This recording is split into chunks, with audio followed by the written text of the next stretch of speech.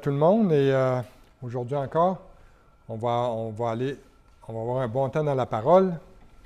Et ce qu'on je vais avoir à dire aujourd'hui, ça va être un petit peu plus, ça va demander de l'attention parce vous allez voir qu'il y a beaucoup de choses qui sont imagées, il y a des choses futures aussi.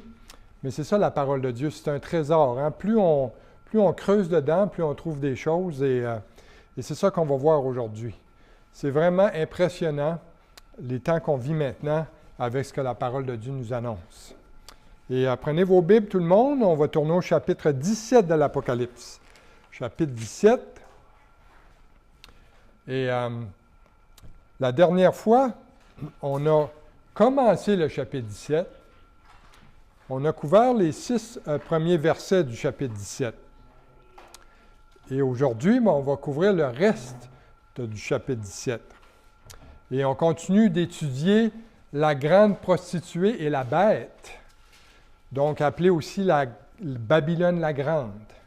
Et donc, tournez dans vos Bibles au chapitre 17 et mettez votre doigt au verset 7, parce que c'est là qu'on va commencer aujourd'hui. Donc, on a étudié la dernière fois la première partie. Donc, on a étudié un faux système religieux qui s'en vient, qui est déjà en train de se mettre en place, et une fausse religion mondiale des derniers jours que Dieu appelle, au début du chapitre 17, un mystère, Babylone la Grande, la mère des prostituées et des abominations de la terre, et c'est la religion que Dieu déteste. C'est un faux système religieux qui va être une religion d'hommes, en même temps qu'il va être associé à la politique mondiale et va être opposé à la vérité de l'Évangile de Jésus-Christ. Et ce système religieux-là, des derniers jours, va se dire chrétien, entre guillemets, mais n'aura absolument rien à voir avec l'Évangile véritable, avec la foi véritable en Jésus-Christ. En fait, ça va être une contrefaçon. Ça va être une fausse épouse de Christ que le monde va admirer pour sa grandeur, pour son influence et sa beauté, mais que le Seigneur considère comme une prostituée spirituelle. C'est ça qu'on a vu dans les 6 premiers versets. Et on a vu aussi que cette prostituée spirituelle-là, elle va être cruelle et meurtrière, et elle va être enivrée, non pas par l'alcool, mais par le sang de ceux qui vont croire à la vérité durant la grande tribulation, et qui ne voudront pas se soumettre à l'Antéchrist et à son système. Ça dit qu'elle va être ivre du sang des saints au point d'en altérer ses facultés physiques et mentales. Pouvez-vous vous imaginer? Donc, il va y avoir une persécution, une grande persécution et des meurtres, et que ça va être la marque de commerce de cette religion-là. Et Jean, qui est appelé aussi l'apôtre de l'amour dans la parole, eh bien, quand il a vu ça, Jean, il était sous le choc. Il était sous le choc d'avoir cette vision-là, de cette religion-là, cette fausse religion-là des derniers jours. Et en voyant que ceux qui se disaient chrétiens, entre guillemets, assassinaient ou mettaient à mort les véritables croyants. Et ça va être appelé le faux christianisme des derniers jours, une religion de haine et très violente. Ça nous montre vraiment déjà qu'est-ce qui se prépare. On voit ça dans les rues actuellement. On voit ça sur ceux qui se mettent à genoux dans les rues présentement, hein, et qui font des manifestations. Tout se prépare pour ça. Donc, on va lire ensemble aujourd'hui, chapitre 17, versets 7 à 18. Donc, verset 7, ça dit « Et l'ange me dit, « Pourquoi t'étonnes-tu? Je te dirai le mystère de la femme et de la bête qui la porte, qui a les 7 têtes et les 10 cornes. La bête que tu as vue était, et elle n'est plus. Elle doit monter de l'abîme et aller à la perdition. Et les habitants de la terre, ceux dont le nom n'a pas été écrit dès la fondation du monde dans le livre de vie, s'étonneront en voyant la bête, parce qu'elle était et qu'elle n'est plus, et qu'elle reparaîtra. C'est ici l'intelligence qui a de la sagesse. Les 7 têtes sont 7 montagnes sur lesquelles la femme est assise. Ce sont aussi 7 rois. 5 sont tombés, un existe, l'autre n'est pas encore venu. Et quand il sera venu, il doit rester peu de temps. Et la bête qui était et qui n'est plus est elle-même un 8e roi et est du nombre des 7 et elle va à la perdition.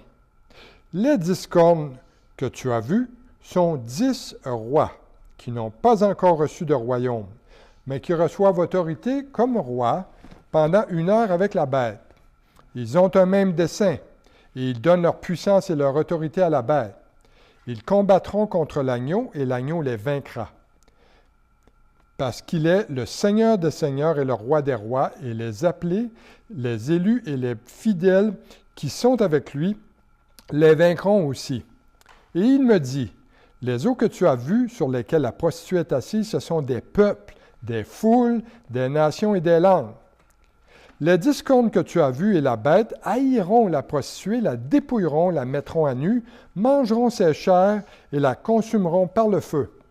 Car Dieu a mis dans leur cœur d'exécuter son dessein et d'exécuter un même dessein et de donner leur royauté à la bête jusqu'à ce que les paroles de Dieu soient accomplies. Et la femme que tu as vue, c'est la grande ville qui a la royauté sur les rois de la terre. Prions. Seigneur notre Dieu, on veut te demander que tu ouvres nos cœurs aujourd'hui, que tu nous révèles, Seigneur, ta parole. Seigneur, oins-nous par ton Saint-Esprit aujourd'hui, Seigneur, ouvre nos intelligences, ouvre nos cœurs, rends-nous attentifs, Seigneur, afin qu'on comprenne ta parole, parce que tu veux qu'on la comprenne, Seigneur. Même s'il y a des symboles, Seigneur, tu veux qu'on soit capable de la comprendre et de l'expliquer. Alors, Seigneur, merci pour ta parole et bénis ce temps qu'on passe ensemble. Amen. Donc, il y a des sections dans ce chapitre-là qu'on va couvrir. Et la première section nous a présenté la bête. On a vu ça. Et c'est en ligne, OK? Ceux qui n'étaient pas ici la dernière fois, vous pouvez aller sur YouTube en ligne, sur la semence de vérité. Et le message est là. Et quand je les mets en ligne, j'ajoute des slides, j'ajoute des images qui vous aident à comprendre. Des fois, j'ajoute des diagrammes, j'ajoute des photos, des choses qui vous aident. Des fois, si vous avez des choses que vous n'avez pas saisies complètement, donc ça vous aide à comprendre. Donc, c'est là. Et aujourd'hui, on commence en parlant au verset 7 d'une chose on a vu premièrement, quelle était cette bête-là, mais là, on va voir l'histoire de cette bête-là. Comment cette bête-là est arrivée dans l'histoire? Et l'ange qui parle à Jean dans le verset 7, il remarque que Jean est étonné. Et parce que Jean est étonné, il veut lui donner une explication. Il veut lui donner une interprétation de cette vision-là, de cette femme-là et de cette bête sur laquelle elle est montée. Notez que l'identité de la bête, elle nous est décrite ici au verset 8. Ça dit, c'est-à-dire l'identité de la bête, elle nous est décrite de façon chronologique, okay, dans son histoire. Ça nous dit que la bête que tu as vue était, okay, et elle n'est plus. Elle doit monter de l'abîme et aller à la perdition. L'idée ici est que la bête sur laquelle la prostituée est montée était. Ça veut dire qu'elle a déjà existé dans le passé. Et elle a cessé d'exister et elle va revenir à nouveau en vie.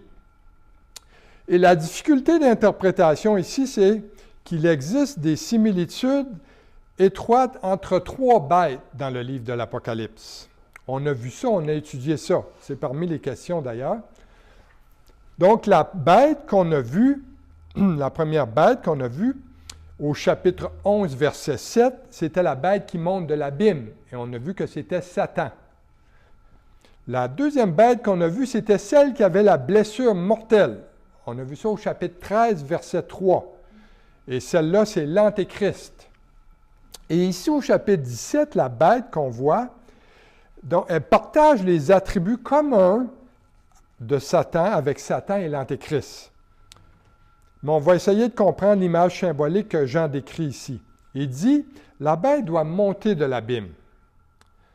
On sait premièrement que Satan est le seul qui vient réellement de l'abîme. Cependant, Satan ne correspond pas à la description dans le chapitre 17. Pourquoi?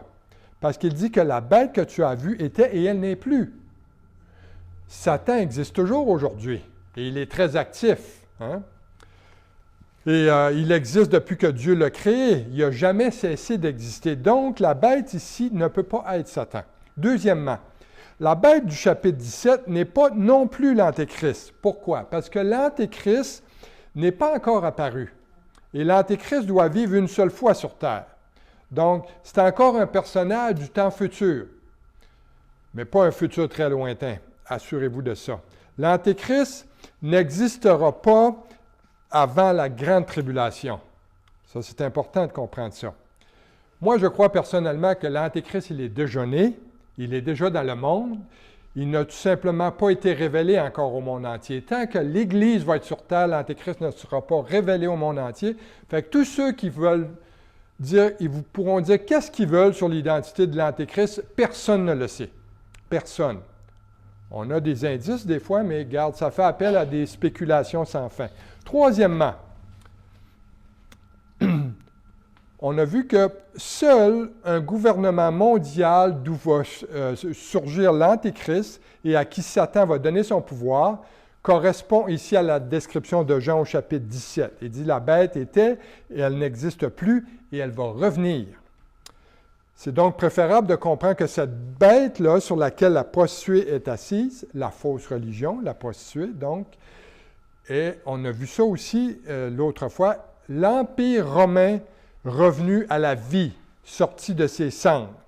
Vous devez savoir que dans l'histoire, l'Empire romain a déjà existé dans le passé, soit en 27 avant Jésus-Christ jusqu'en 395 après Jésus-Christ, et qu'il a cessé d'exister de 395 après Jésus-Christ à nos jours. Et que cet empire-là va revenir de nouveau en vie quand? Durant la grande tribulation. Et l'empire mondial de l'Antéchrist va être dirigé par qui? Par Satan lui-même, qui va se rebeller contre Dieu. Par conséquent, la bête d'Apocalypse 17, 8 présente toutes les caractéristiques trompeuses et destructrices de Satan. Et on sait que, si on veut faire une application de ça, donc, quand on parle du gouvernement, eh bien, les gouvernements sont établis par Dieu pour protéger les gens. Donc, on s'entend là-dessus. Malheureusement, il y a beaucoup de dictatures dans le monde et ce n'est pas ce que le gouvernement fait. Mais dans Romains chapitre 13 et dans 1 Pierre 2, c'est la fonction d'un gouvernement de protéger ses citoyens. Mais le gouvernement de l'Antéchrist, lui, qu'est-ce qu'il va faire? Il va plutôt dominer sur les gens, il va les attaquer, il va les tuer, ceux qui vont s'opposer à lui. Telle est la différence. Maintenant, ça nous amène au verset 9. Verset 9 nous parle des têtes de la bête. Ça devient intéressant. Les têtes de la bête. Jean dit, l'ange dit à Jean, il dit, c'est ici l'intelligence qui a de la sagesse. Les 7 têtes sont 7 montagnes sur lesquelles la femme est assise. Il dit, ce sont aussi 7 rois. 5 sont tombés, un existe, l'autre n'est pas encore venu. Et quand il sera venu, il doit rester peu de temps. Là, on va faire appel à l'histoire pour comprendre ça. Et il dit au verset 11, « Et la bête qui était et qui n'est plus est elle-même un 8e roi, et elle est du nombre des 7, et elle va à la perdition. » Donc, ici, on va voir les têtes de la bête. Au verset 9, l'ange dit à Jean, tout de suite, que ça va être une section difficile à comprendre. Donc, il lui dit, c'est ici l'intelligence de la sagesse, au verset 9. C'est-à-dire que l'ange nous dit, serre-toi ta tête, serre-toi de ton intelligence. Okay? Cette vision-là, ça va demander réflexion. Et il faut porter attention aux détails, aux indices qui nous sont donnés afin de pouvoir interpréter correctement cette vision-là. Et il y a des clés qui nous sont données pour nous aider à le comprendre. La première clé pour comprendre la vision des 7 têtes de la bête, eh bien, elle nous est dit, les 7 têtes sont quoi? 7 montagnes sur lesquelles la femme est assise. Et il dit aussi, ce sont, au verset 10, 7 rois. Ah! Donc, l'ange dit à Jean que les 7 têtes de la bête sont à la fois 7 montagnes et 7 rois. Donc, ça nous dit qu'il y a une double interprétation à faire ici des 7 têtes de la bête. Et souvent, dans les Écritures prophétiques, le Seigneur utilise un symbole pour représenter plus qu'un événement à la fois, ou encore plus qu'une personne, ou une double signification. Et ici, j'ouvre une parenthèse. On va quitter notre texte un instant là, pour illustrer qu'est-ce qu'une double interprétation dans la Bible, dans les Écritures prophétiques. Prenez par exemple la venue du Messie Jésus-Christ. Okay? La venue de Jésus sur terre. Vous savez, à l'époque de Jésus, il y avait certains rabbins dans le Sanhédrin qui avaient décidé qu'il devait y avoir 2 Messies qui viendraient. Un qu'ils appelaient le Messie Ben Joseph et l'autre qu'ils appelaient le Messie Ben David. Et le Messie Ben Joseph est celui qui viendrait et qui souffrirait. En fait, c'était le Messie souffrant que le prophète Ésaïe, chapitre 53, nous parle. Joseph, d'ailleurs, dans le livre de la Genèse, étant une préfigure de Jésus-Christ, un type de Jésus. Et ces rabbins-là disaient aussi qu'il y avait un deuxième Messie qui s'appelait Ben David, qui lui viendrait en tant que roi conquérant. Et il se basait, pour déclarer ça, sur le psaume 2, où Jésus est présenté comme étant le descendant du roi David sur le trône de David. Mais lorsqu'on comprend les Écritures prophétiques, qu'on a le Saint-Esprit en nous, pour comprendre la Bible, il faut avoir le Saint-Esprit en nous. On sait qu'il n'y a pas 2 Messies, il n'y a qu'un seul Messie qui vient 2 fois. Il est venu une première fois pour souffrir, donc il y a 2000 ans, donc il a accompli Ésaïe 53, et il va revenir une autre fois pour régner, après la grande tribulation, pour établir son règne millénaire sur terre. Ce n'est pas spirituel, ce règne-là, ça va être sur terre. Donc, vous voyez ici la double signification des Écritures prophétiques. Jésus étant à la fois le Messie souffrant et le Messie régnant. Donc là, je ferme la parenthèse. On revient à notre texte. Donc, dans Apocalypse 17, 9 à 10, on nous dit que les 7 têtes de la bête ont 2 significations. Et les 7 têtes sont 7 montagnes, mais aussi 7 rois. Ce qui est à la fois une référence, c'est une question que vous avez, c'est à la fois une référence géographique qui fait référence à des montagnes ou à des collines, et c'est aussi une référence politique, parce que ça fait référence à des rois. Donc, c'est intéressant de noter que les 2 parlent du même endroit. Et on va voir ça dans un instant. Premièrement, l'ange dit à Jean que le lieu central de la fausse religion durant la Grande Tribulation est un lieu géographiquement connu sous le nom de 7 montagnes. De plus, on a un autre indice au verset 15, un peu plus loin au chapitre 17, qui nous dit « Les eaux que tu as vues sur lesquelles la prostituée est assise, ce sont des peuples, des foules, des nations et des langues. » Ça, c'est le système religieux qui est symbolisé par la grande prostituée, qui est la contrefaçon du christianisme. Et la grande prostituée va avoir un pouvoir et une influence sur le monde entier. De plus, l'ange nous donne un indice aussi au verset 18, le dernier verset du chapitre 17, concernant l'emplacement de la ville où ce faux système va être établi. Il dit que la femme que Jean a vue, c'est la grande ville. Oh!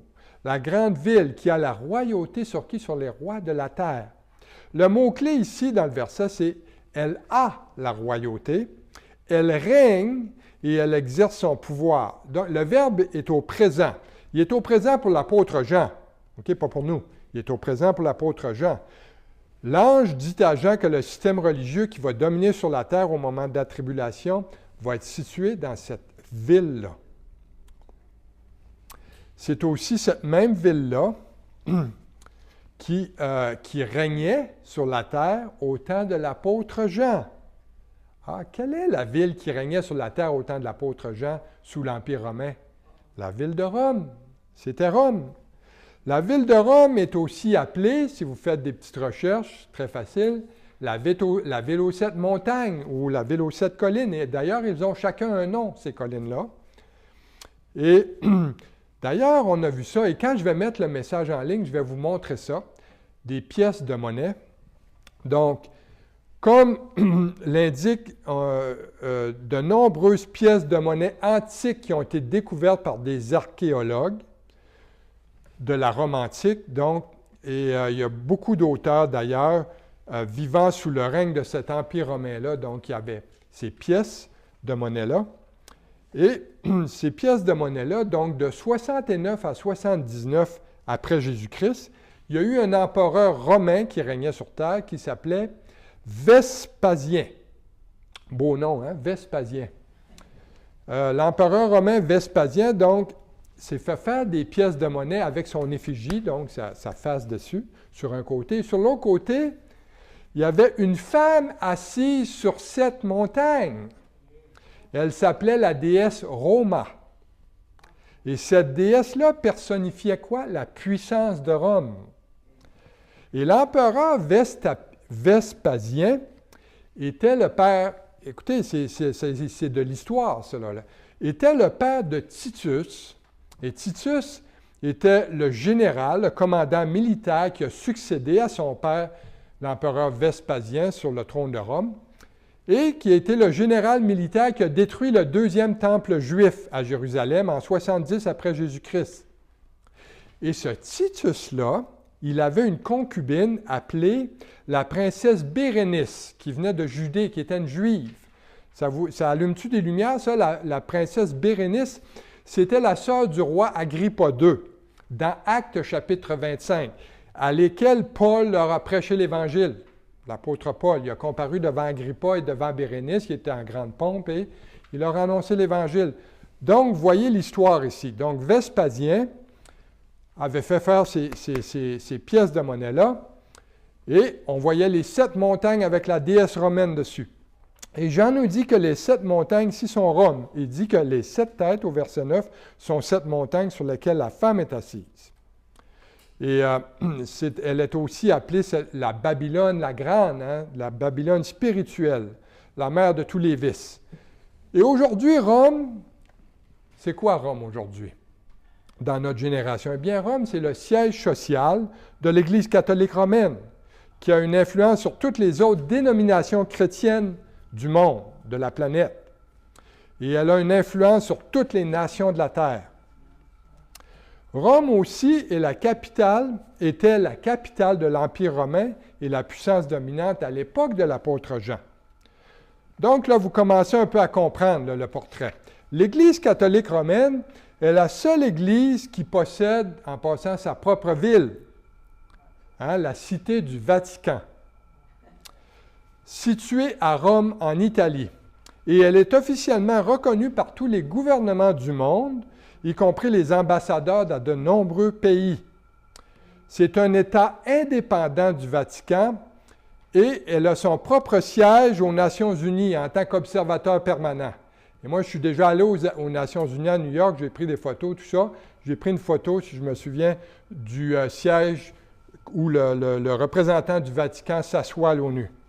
Donc, c'est reconnu comme une nation dans une nation, finalement, indépendante. Et la vision que Jean a de cette grande forme apostate du christianisme est que durant la période de la Grande Tribulation, ce faux système religieux-là va être situé dans la ville de Rome, qui va être le centre d'un empire romain restauré. N'oubliez pas que ce système religieux-là va être l'unification de toutes les dénominations chrétiennes après l'enlèvement de l'Église. OK? Ce n'est pas seulement l'Église catholique romaine, là. OK? Il faut comprendre là, que ça va être le parapluie qui va englober les autres religions. Et ça va être la fausse Église qui va inclure toutes les formes aussi de religion protestante. C'est important de comprendre ça. Les formes de religion protestante restées sur terre après l'enlèvement d'Église et qui vont être sous la direction de l'Église de Rome, qui va probablement s'appeler Chrislam. Hein? Je vous ai parlé de ça dans des études précédentes.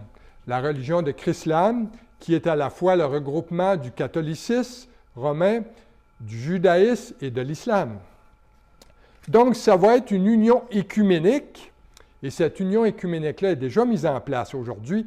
Avec quoi? Avec le Conseil mondial des Églises, qui est un mouvement qui, soit dit en passant, minimise les vérités doctrinales, rejette l'autorité de la Bible et veut unir tous les croyants sous une seule et même bannière, sans égard à la foi en Jésus-Christ, comme votre sauveur personnel. Donc, c'est ça l'Église apostate des derniers jours. Regardons maintenant la deuxième clé pour comprendre la vision de Jean des 7 têtes de la bête. La deuxième clé. C'est quoi l'autre clé? Eh bien, c'est la référence politique que Jean fait. On a vu que les 7 têtes de la bête sur laquelle la prostituée est assise étaient 7 montagnes, donc étant une référence géographique de la fausse religion, mais on va voir là que les 7 têtes de la bête sont aussi 7 rois, qui est une référence politique. Et au verset 10, ça dit ceci, ce sont aussi 7 rois. 5 sont tombés, un existe, l'autre n'est pas encore venu, et quand il sera venu, il doit rester peu de temps. Et la bête qui était et qui n'est plus est elle-même un 8e roi, et elle est du nombre des 7, et elle va à la perdition. Donc, les 7 rois représentent les royaumes qui gouvernent le monde et qui n'ont pas, et qui ont eu ou auront une influence dans le plan de Dieu pour l'humanité. Et du point de vue de Jean, imaginez-vous Jean dans l'histoire, là. Jean se situe il y a 2000 ans, et là, il voit 5 rois qui sont tombés. Donc, ça veut dire que ces rois-là sont parus avant que l'apôtre Jean vienne au monde, naisse sur terre. Et ces rois-là n'existent plus. Si on recule dans l'histoire, les 5 rois qui sont tombés, ça fait référence à 5 royaumes. Le premier royaume est l'Égypte. L'Égypte était un royaume utilisé par Dieu pour accroître son peuple. D'ailleurs, ils sont rentrés 70 en Égypte en sortant de Canaan durant la famine. Ils ont passé 430 ans là. Ils sont ressortis des millions. Ça dit dans Exode 12, 37 qu'il y avait 600 000 hommes de pied, sans compter les enfants et les femmes. Donc, ça veut dire qu'il y était des millions quand ils sont sortis d'Égypte. Le deuxième royaume était le royaume de l'Assyrie. C'était le royaume utilisé par Dieu pour juger le royaume du nord d'Israël, quand ils sont partis en captivité la première fois. Le troisième royaume était le royaume de Babylone. Babylone était le royaume utilisé par Dieu pour juger le royaume du sud d'Israël. Donc, la Judée et le royaume de Juda et de Benjamin. Et vous avez eu le quatrième royaume, celui des Mèdes et des Perses. La Perse, aujourd'hui connue sous le nom de l'Iran. Et c'est un royaume qui a été utilisé par Dieu pour libérer Israël, parce que c'est Cyrus qui a dit « Retournez, allez rebâtir la ville, allez rebâtir votre temple. » C'est un roi perse. Et le 5e royaume qui est paru sous Alexandre le Grand est la Grèce. Et c'est le royaume qui a créé la langue universelle du monde à cette époque-là. Et ça ne parlait pas anglais dans ce temps-là dans le monde, qui n'était pas la langue dominante, c'était le grec. Donc, au temps de Jean, l'Empire grec. Donc, au verset 10, parmi les 7 rois, on vient de voir qu'il y en a 5 qui sont tombés. Et l'ange a dit à Jean qu'un existe. Un existe au temps de Jean. Donc, quel était le royaume qui existait au temps de Jean? C'est le royaume de Rome. Et l'autre roi, il dit, il n'est pas encore venu. Donc, pour Jean, c'est futur. C'est un roi qui va venir. Et quand il va venir, il dit, il doit rester quoi? Peu de temps. Oh, ça va être un royaume de courte durée. C'est le futur royaume de l'Antéchrist. Et ce royaume de l'Antéchrist-là va avoir 2 parties. Parce que la grande tribulation va avoir 2 parties. 1260 jours fois 2, donc 3 ans et demi fois 2, 7 ans total. Donc, ça va être 2 parties qui vont inclure le 7e et le 8e roi qu'on voit ici au verset 11. Ça va être l'Empire romain restauré durant la première moitié de la tribulation. Et durant la deuxième moitié de la tribulation, ça va être l'Empire mondial dominant. Et on va voir un peu plus loin. La double interprétation donc des 7 têtes de la bête nous rappelle donc une relation qui a une relation étroite entre la fausse religion, la grande prostituée, la fausse religion de l'Antéchrist des derniers jours, et la bête, les pouvoirs politiques à cette époque. Et concernant cet empire romain-là restauré aujourd'hui, fait intéressant, je vais avoir une photo que je vais montrer en ligne là-dessus. Le 29 octobre 2004, il y a eu une signature d'un traité par l'Union européenne, tous les membres de l'Union européenne, qu'ils ont signé une constitution ensemble. Et où ont-ils signé cette constitution-là? À Rome. À Rome, ils ont fait ça devant la statue du pape Innocent X, sous un tableau de dieux romains qui s'appelaient Romulus et Rémus, qui étaient les dieux romains jumeaux à qui on attribue la fondation de la ville de Rome. Donc, ce traité-là a été signé sur une des collines de Rome qui s'appelle la colline du Capitole, l'une des 7 collines de Rome, qui est le centre politique et religieux où se trouvent d'ailleurs différents temples et le Sénat romain. Donc, en termes d'application pour nous, là, aujourd'hui, on peut voir que la grande prostituée, la bête, se prépare tout autour de nous, là, aujourd'hui. Et on a des signes tout autour de nous.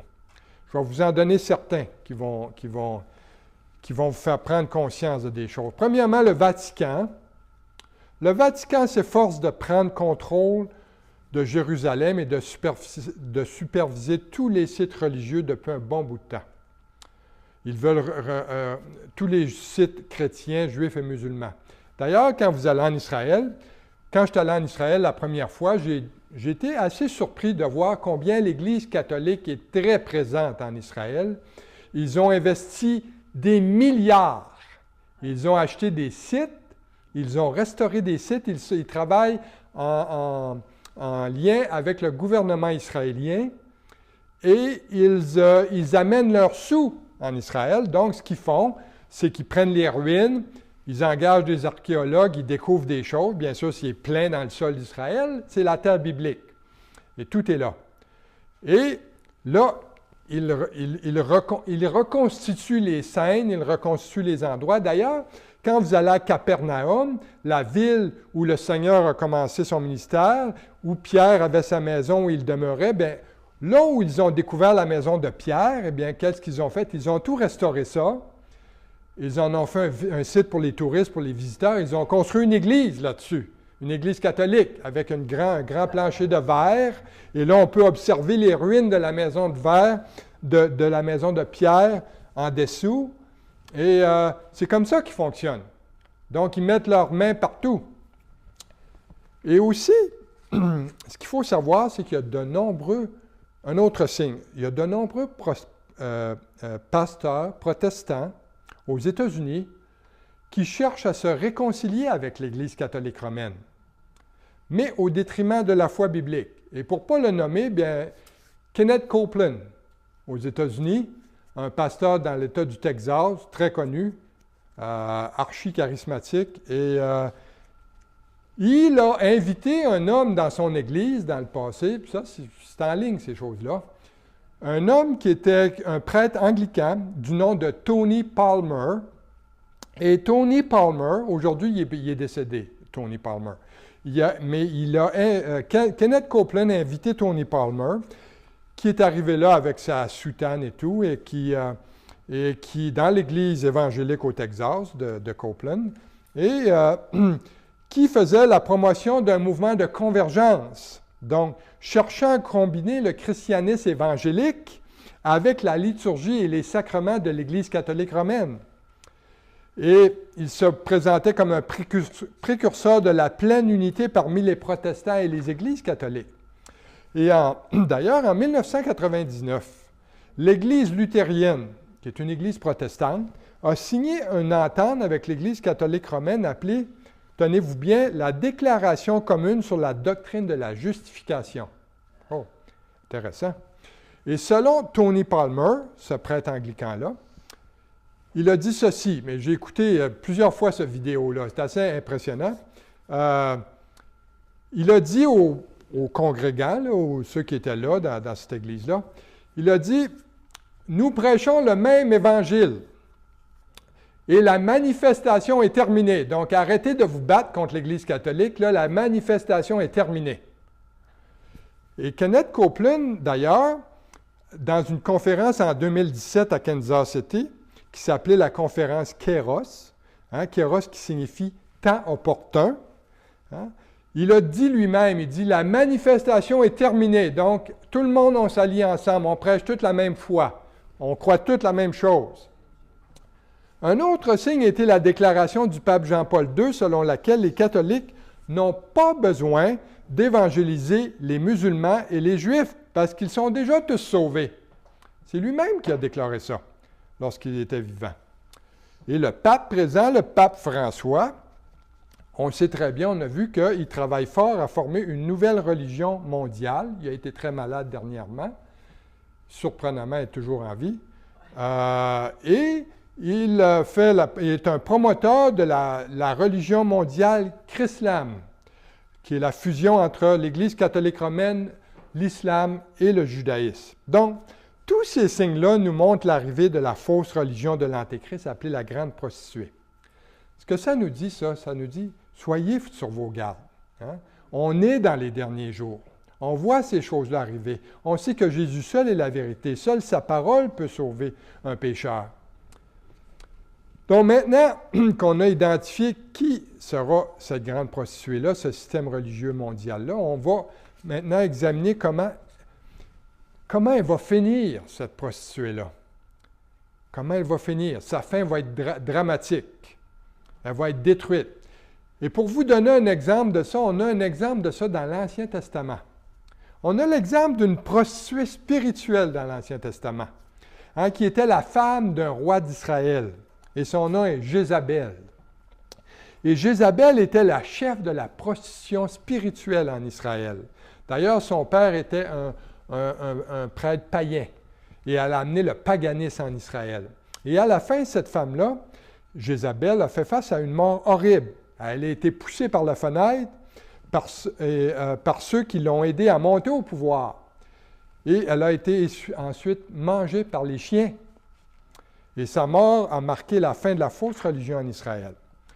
Ainsi sera la fin de la fausse religion et de ceux qui les pratiquent en se prostituant avec le diable pour obtenir le pouvoir. C'est ce qu'on va voir. Jézabel et sa mort violente dans l'Ancien Testament, c'est une préfigure de ce qu'on étudie présentement dans Apocalypse 17. C'est un type de la destruction de la grande prostituée dans les derniers jours.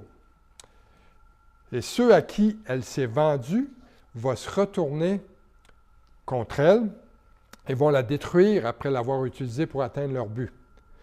Donc, regardons les détails de cette bête-là. Ça dit que la bête, elle avait quoi? Elle avait des cornes. Elle avait 7 têtes. Maintenant, ça nous dit au verset 12 que la bête, elle a aussi 10 cornes. Les 10 cornes que tu as vues sont 10 rois qui n'ont pas encore reçu de royaume, mais qui reçoivent autorité comme roi pendant 1 heure avec la bête. Ils ont un même dessein. Ils donnent leur puissance et leur autorité à la bête. Ils combattront l'agneau et l'agneau les vaincra, parce qu'il est le Seigneur des seigneurs et le roi des rois. Et les appelés, les élus et les fidèles qui sont avec lui les vaincront aussi. Donc l'ange continue en nous donnant des détails supplémentaires sur l'empire mondial final de l'Antéchrist, qui correspond à la bête à 10 cornes, qui est aussi présenté dans Daniel, le prophète Daniel, chapitre 7. Et qu'est-ce qu'il nous dit ici, les 10 cornes? Qui sont les 10 cornes? Il dit ce sont 10 rois.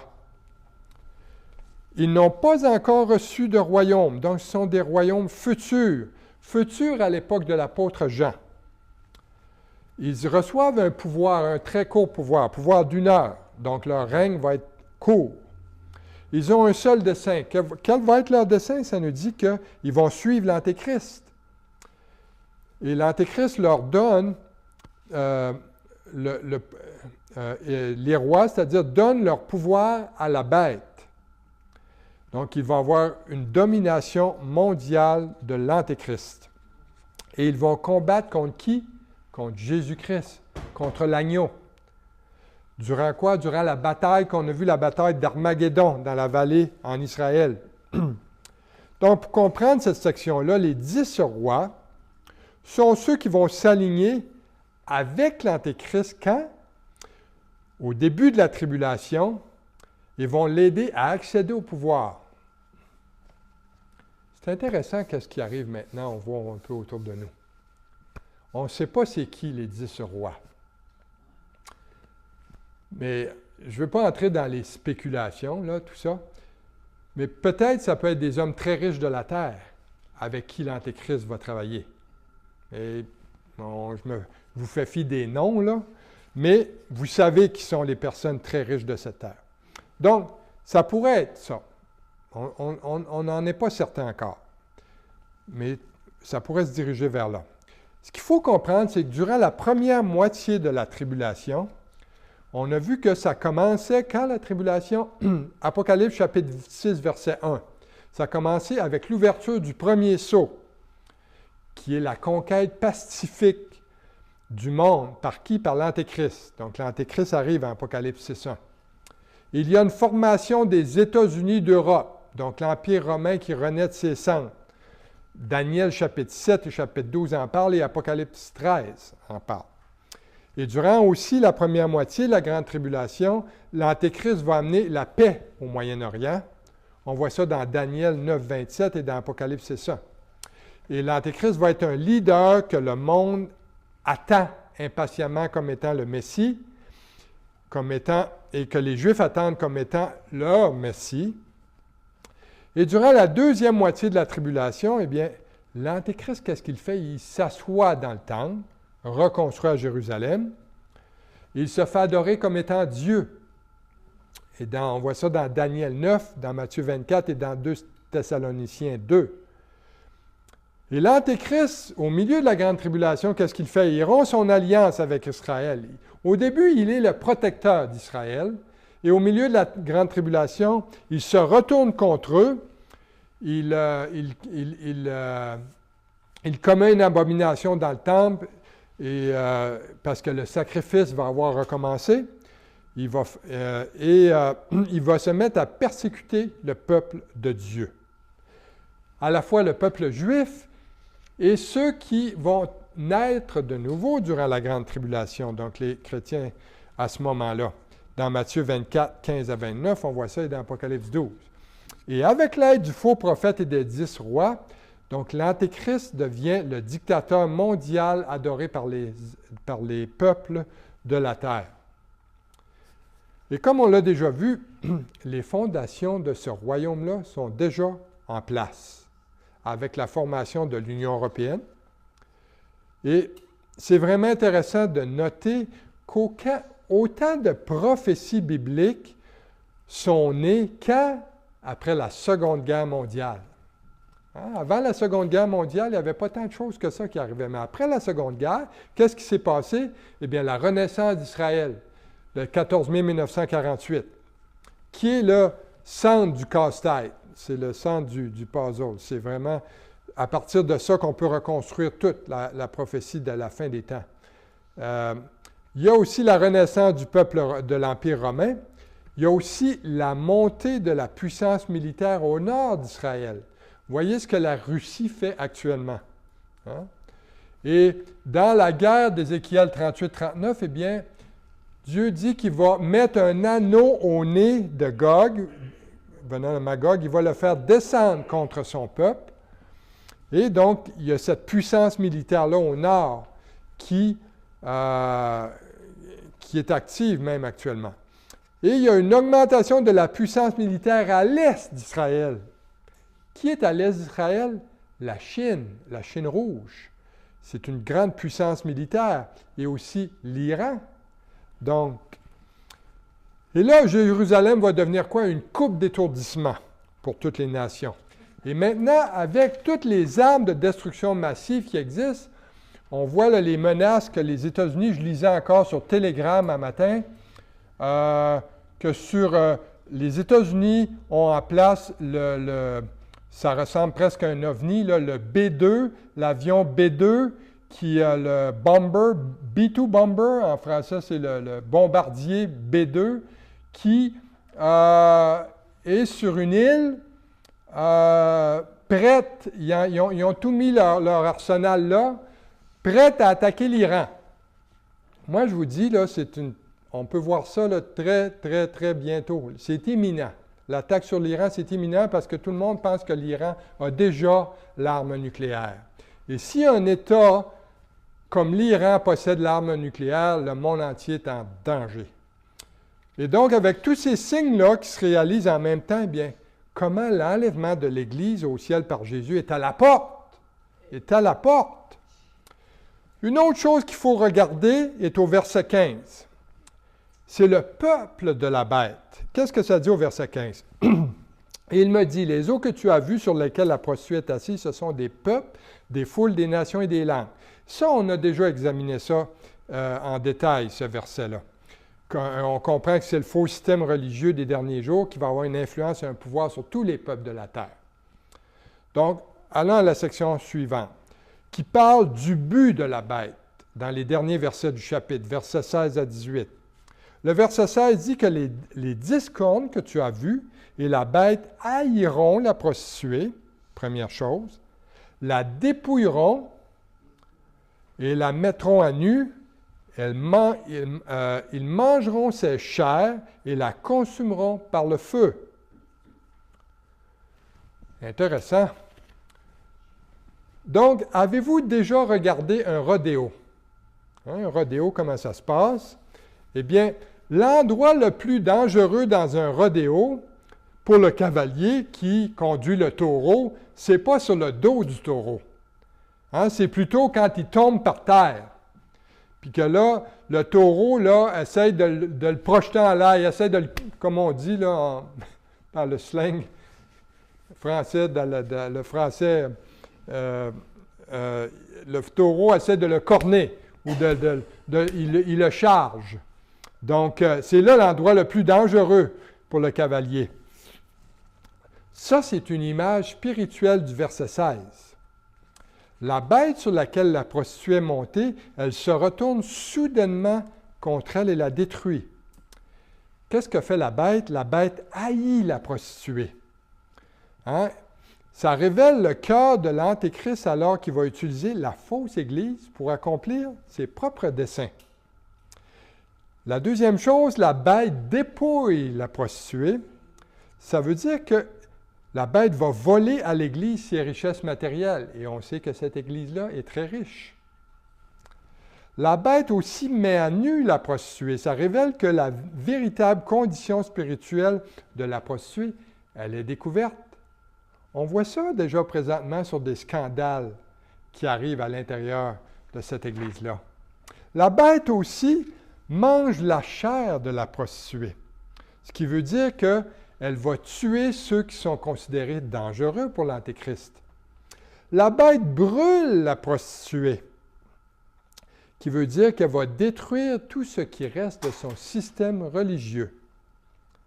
Ceci révèle le cœur de Satan. Satan ne peut pas vaincre la fausse Église dans un combat loyal, donc ce qu'il va faire, il va s'en servir, il va se joindre à elle, sous un faux prétexte d'être à ses côtés, mais son intention, ça va être de la détruire. Et ça, là, ça l'amène une application pour nous individuellement dans nos vies, concernant le péché et ses compromis. Ne vous laissez pas berner par les douces promesses du diable, aussi belles qu'elles puissent être. Ce que l'Antéchrist fait à la fausse Église dans Apocalypse 17, eh bien, c'est exactement la même chose que le diable a prévu pour vous et pour moi, la vraie Église de Jésus-Christ. Ce qu'il fait, c'est qu'il vous offre les plaisirs du péché en échange de compromis dans vos vies. Il va vous montrer le beau côté du péché, mais vous devrez faire des compromis pour jouir de ce péché. Et une fois qu'il aura ce qu'il veut, il va se retourner contre vous et va essayer de vous détruire. C'est toujours la même tactique. Et la Bible nous donne de très bons exemples là-dessus. Entre autres, un très intéressant dans le livre des Juges. Le juge Samson. L'histoire de Samson qui était juge en Israël. Satan ne pouvait pas toucher à Samson quand il était sous la puissance de l'Esprit de Dieu, quand ses cheveux étaient longs, parce qu'il avait fait un vœu de Naziréa, et il ne devait pas couper ses cheveux parce que dans ses cheveux se trouvait sa puissance physique. Et alors, Satan a mis sur sa route une femme. Cette femme-là s'appelait Délila. Et Satan s'en est servi pour affaiblir Samson, et durant son sommeil, elle lui a coupé les cheveux parce qu'il a finalement admis que sa force lui venait de ses cheveux. Et ensuite, Satan a amené la condamnation du Seigneur sur Samson. Et à la fin, Satan, par l'intermédiaire des Philistins, est intervenu pour détruire Samson. Donc, vous voyez que le péché rend aveugle, le péché retient et le péché détruit nos vies. Revenons à notre texte. On vient de voir quel était le but de la bête, et c'était de détruire la prostituée. Mais quel sera le moment où ça va arriver? La grande prostituée, donc, elle chevauche la bête, donc elle est sur la bête, quand, pendant la première moitié de la période de tribulation. Donc, la grande prostituée, la fausse religion et le système politique marchent main dans la main. Ils marchent ensemble. Et l'Antéchrist, donc la grande prostituée, aide l'Antéchrist à prendre le pouvoir et à prendre le contrôle sur les cœurs et sur les âmes des hommes. Mais au milieu de la tribulation, l'Antéchrist s'installe dans le temple et exige que le monde l'adore, lui seul, qu'il adore son image. Lui et le faux prophète, donc, établissent alors une nouvelle religion dans laquelle il n'y a plus de place pour la grande prostituée et le christianisme apostat. Donc, il commence une campagne pour détruire tout vestige de ce système-là. C'est ça qu'on vient de voir dans le verset précédent. Donc, en termes d'application, vous voyez que le mariage entre l'Église et l'État n'a jamais été un mariage heureux. À travers l'histoire de l'humanité, les dirigeants politiques ont utilisé des systèmes religieux pour atteindre leurs objectifs. Et en même temps, les systèmes religieux ont utilisé la politique pour atteindre leurs objectifs. Donc, le prix payé par l'Église lorsqu'elle cherche à obtenir un pouvoir ou des faveurs politiques, eh bien, elle est obligée de compromettre la pureté de l'Évangile. Elle est obligée de compromettre, premièrement, sa doctrine et deuxièmement, sa moralité. Ensuite, que fait un dictateur ou un gouvernement une fois qu'il a atteint ses objectifs? Eh bien, il n'a plus besoin de l'Église pour se maintenir au pouvoir. Donc, il veut l'éliminer. Il se retourne contre l'Église parce qu'elle représente pour lui une menace. N'oubliez jamais qu'une Église qui est compromise, c'est une Église impuissante. Et dans toute l'histoire de l'humanité, la vraie Église de Jésus-Christ a été la plus influente et la plus puissante quand est-ce? Lorsqu'elle est demeurée séparée et qu'elle n'a fait aucun compromis dans son travail de diffusion de l'Évangile de Jésus-Christ. Ce qui nous amène à la fin du chapitre 17, au verset 17, qui nous parle de quoi? Du cœur de la bête. Quel sera le cœur? C'est écrit, car Dieu a mis dans leur cœur d'exécuter son dessein et d'exécuter un même dessein et de donner leur royauté à la bête jusqu'à ce que les paroles de Dieu soient accomplies. Donc, l'époque dans laquelle on vit présentement est à la fois excitante parce qu'on voit beaucoup de prophéties bibliques se réaliser, mais en même temps, c'est plein de défis. Hein? C'est facile d'être enthousiaste quand on voit l'accomplissement des anciennes prophéties bibliques de notre vivant dans tous les médias d'information, qui soient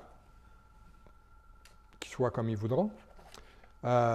Des fois, ils sont obligés de rapporter les faits et on voit la prophétie biblique s'accomplir. Mais ça devient un défi dans la mesure où ça va être de plus en plus difficile de rester fidèle au Seigneur dans les derniers jours.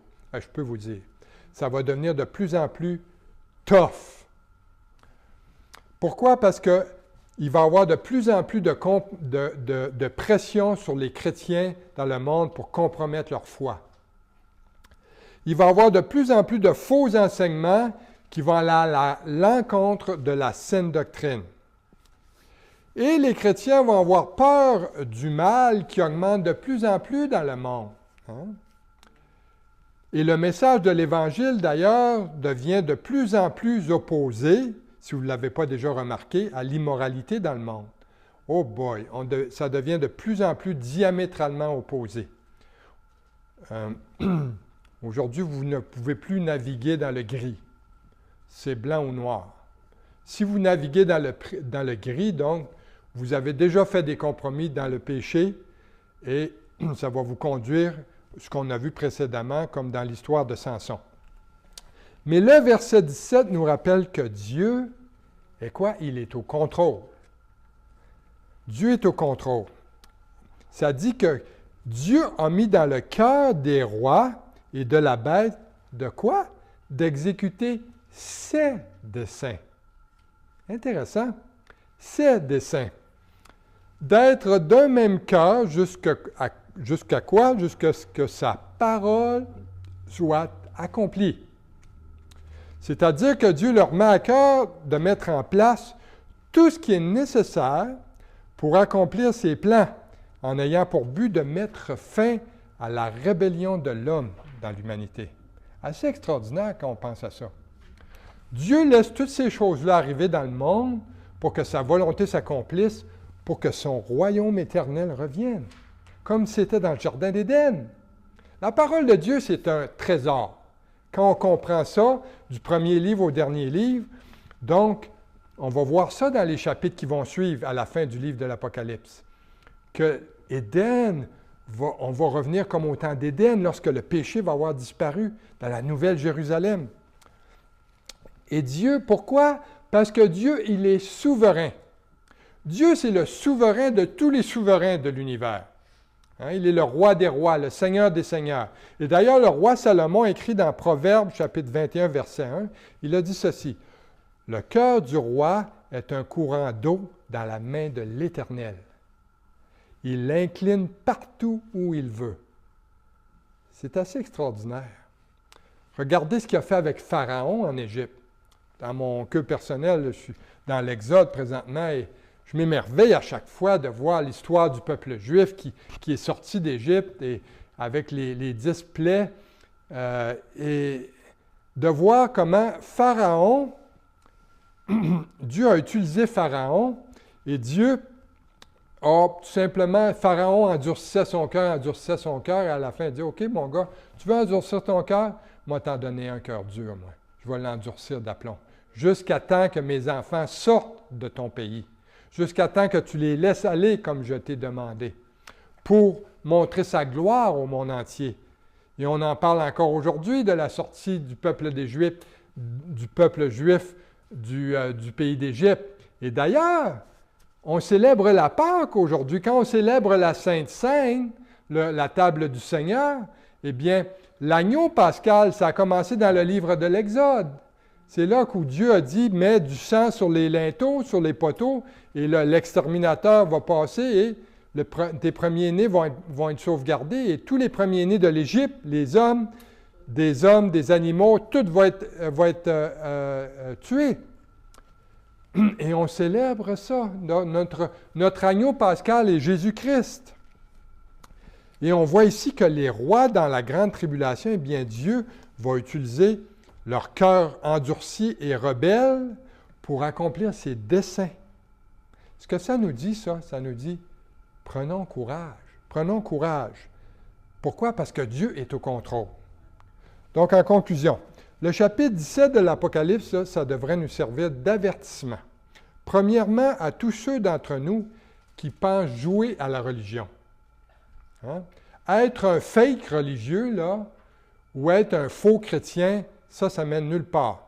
Savez-vous que ni Dieu, ni même Satan ne jouent à la religion? Regardez l'histoire de Job, son histoire. Il y avait un débat au ciel entre Dieu et Satan. Et Job n'était même pas au courant de ça. Job ne l'a jamais su. Et ce qui se passe, c'est que Dieu désire le cœur de l'homme. Dieu désire ton âme, mais le diable veut aussi ton âme. Hein? Dieu veut sauver l'âme de l'homme pour que l'homme puisse vivre à sa présence éternellement et que l'homme reçoive sa paix et sa joie éternelle. Tandis que le diable, lui, ce qu'il fait, il veut tuer. D'abord en soumettant l'homme à l'esclavage du péché, puis en détruisant son corps, et enfin en amenant son âme en enfer avec lui pour l'éternité, pour partager son tourment, parce que Satan, c'est là, sa condamnation est déjà faite. Donc, ce que je vous dis aujourd'hui, c'est prétendez pas être un chrétien. Soyez-en un authentique, un vrai. Parce que, pourquoi? Parce qu'il y a un vrai ciel et il y a un vrai enfer. Il n'y a rien de fake dans ça. Amen. Amen. Seigneur Jésus, on veut s'approcher de toi, on veut te remercier pour ta parole aujourd'hui.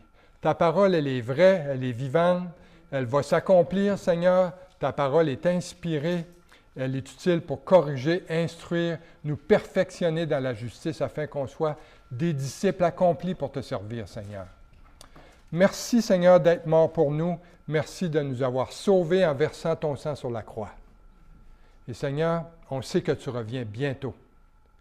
Tu es venu une première fois, tu reviens une deuxième fois, mais avant, entre les deux, tu vas enlever ton peuple, qui est le mystère pour ce monde. L'Église est un mystère pour le monde, elle est un mystère pour le peuple juif. Et cette Église-là doit disparaître avant que toutes ces choses s'accomplissent. Seigneur, merci. Bénis cette semaine qui s'annonce et bénis chacun d'entre nous. On te prie ces choses en ton nom, Jésus. Amen.